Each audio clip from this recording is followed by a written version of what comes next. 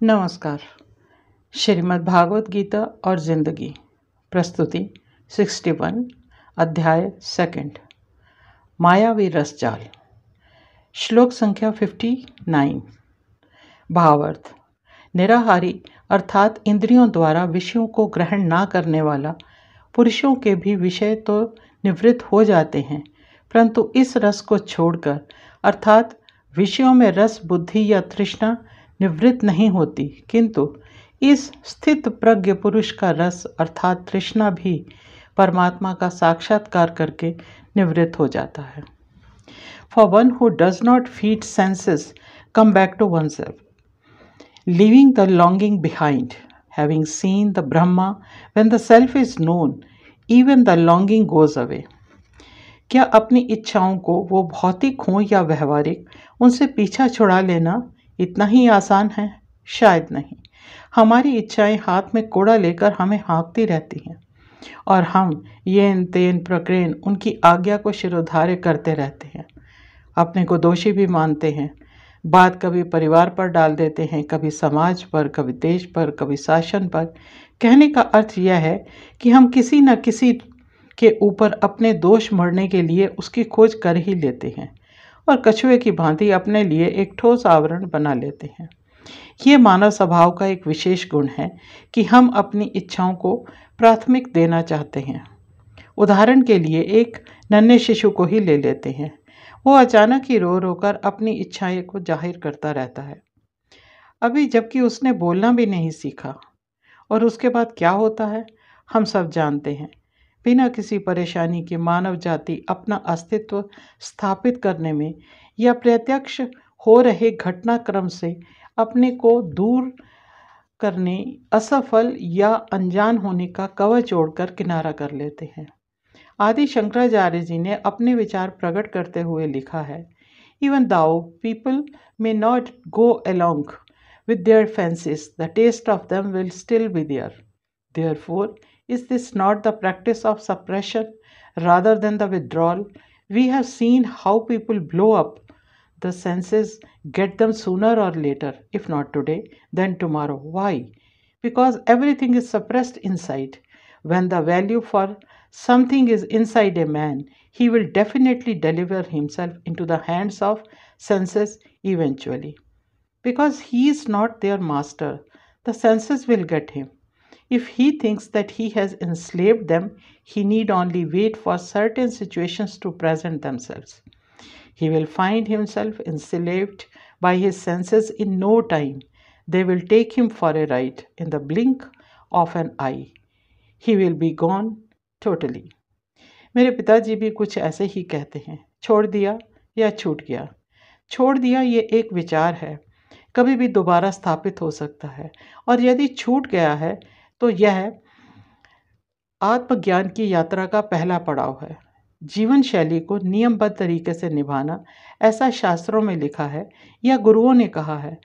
फिर ऐसा ऐसा करने से खुशी मिलती है, तो फिर यह स्थायी भाव नहीं है। बिना कुछ जाने समझे एक क्रिया विशेष या पद्धति विशेष का पालन करते रहना स्वाध्याय को कुंठित कर देता है, तर्क बुद्धि को पैदा ही नहीं होने देता और अच्छे बुरे उचित अनुचित की परख करना कठिन हो जाता है। हमें चाहिए कि हम जो भी कार्य या विधि विधान कर रहे हैं उसे जानें, समझें, उसके लाभ हानि, गुण अवगुण आदि को भी परखें, और यदि अपने क्रमबद्ध कार्यों या रूढ़ियों के कारण को जान लेते हैं तो उसका फिर कभी बंधन नहीं महसूस करेंगे। जिस काम को हम समझ कर करेंगे उसके करने से हमारे विचार शुद्ध होंगे और वो करके हमें खुशी मिलेगी, और हो सकता है कि इससे दूसरों का जीवन भी सरल बन सके, उन्हें खुशी मिल सके। खुशी और दुख हमें बार बार चेतावनी देते हैं।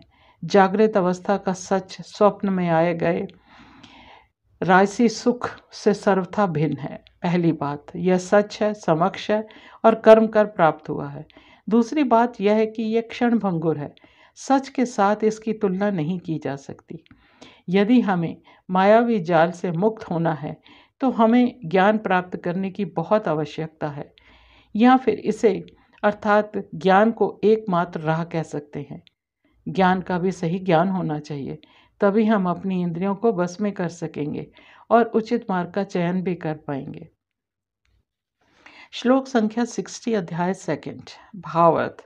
क्योंकि हे कौन्तेय, प्रमथनशील इंद्रियां प्रयत्नशील विवेकी पुरुष को भी बलपूर्वक हर लेती हैं, अर्थात विषयासक्त कर देती हैं। श्लोक संख्या 61 अध्याय 2 भावार्थ।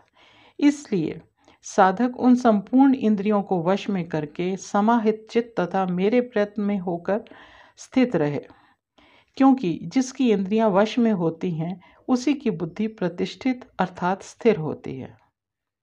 अभी तक श्री कृष्ण ने अर्जुन को समझाया कि विवेकी और ज्ञानी पुरुष वही होता है जो अपनी इंद्रियों को वश में कर सकता है।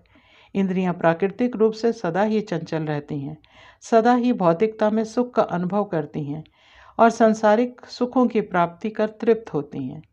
ये सुख क्षणभंगुर होते हैं, पर एक के बाद एक और अधिक फिर और अधिक की आशा के साथ उभरते रहते हैं। फिर जब एक के बाद एक सुख सुविधाओं से अमुक व्यक्ति का संसार भरने लगता है तो उसमें अहंकार की उत्पत्ति होती है। सारी दुनिया ही अपनी लगने लगती है। अब उसे संजो कर रखने और उसमें निरंतर वृद्धि करते रहने की लालसा तीव्र होती जाती है। यहीं पर होता है बुद्धि का विनाश। मनुष्य अच्छे बुरे के भेद से दूर होता चला जाता है।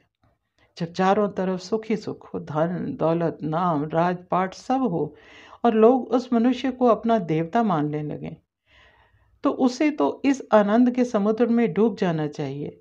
मन से हर तरह के राग द्वेष मिट जाने चाहिए, पर ऐसा होता नहीं है। मद गर्व और अहंकार के नशे में चूर वह मनुष्य अंदर से हमेशा भयभीत रहता है। लोगों की दृष्टि में वह सदा ऊंचा बना रहने के लिए अहंकार में अंधा हो वह मनुष्य कुछ न कुछ ऐसा करता रहता है जो नीति न्याय और धर्म के विरुद्ध होता है। ऐसे में वह व्यक्ति का पुरुष बन जाता है, पर ऐसा दिखता नहीं है। ऐसी अवस्था में विवेक काम नहीं करता और इंद्रियों के सदा प्रयत्नशील रहने के कारण श्री कृष्ण ने अर्जुन को समझाते हुए कहा कि वो मनुष्य विषयासक्त हो जाता है। जब मनुष्य के सतोगुण पर अविवेक का आवरण पड़ा होता है तो वो लालसा की अंधेरी गुफाओं में भटकता रहता है। उसे मिलता है भौतिक सुख और फिर उसके खो जाने का भय। इसलिए श्री कृष्ण ने कहा कि हे कुंती पुत्र, तुम्हें विवेक बुद्धि से काम लेना होगा, सच को परखना होगा।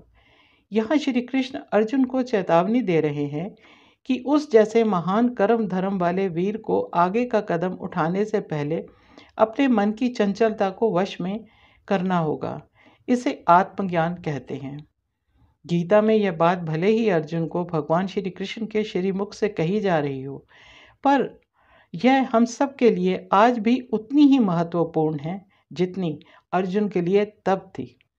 आज हम अपनी बात करें या अर्जुन की, अपने मोह अनुराग आदि को वश में करना उतना ही आवश्यक है, कहें तो अति आवश्यक है, इससे पहले कि हमारा मन उसके वश में हो जाए। स्वामी चिन्मयानंद जी ने विचार में अपने कहा है, since the sense organs are sabotageous in the kingdom of the spirit who bring the soul, Arjuna is warned here that as a seeker of self-perfection, he should constantly struggle to control all his senses organ and their mad lustful warnings in their respective fields. इस तथ्य को तो हमें सीधा जीवन में उतार लेना चाहिए। हम अधिक पथभ्रष्ट होते रहते हैं, दूसरों की देखा देखी काम करते हैं, दिखावे की जिंदगी जीने में गर्व का अनुभव करते हैं, पर यह अनुचित है। हमें अपने विवेक को सदा जागृत रखना चाहिए। गीता में यही कहा गया है। नीरा भसीन।